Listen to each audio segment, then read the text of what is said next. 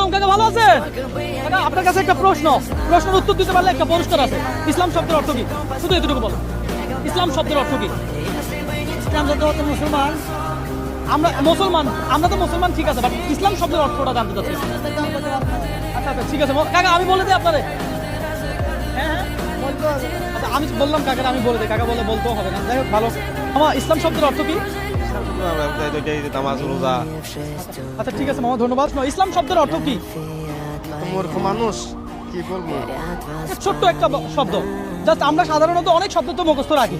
এই যে ইসলাম শব্দের অর্থটা আমরা মুসলিম হিসেবে জানা দরকার না? এটা ব্যাপার না, না জানাটা এটা দোষের কিছু না, শিখাতেও যায়। আমি যদি বলে দিই কোনো সমস্যা হবে? ইসলাম শব্দের অর্থ কি?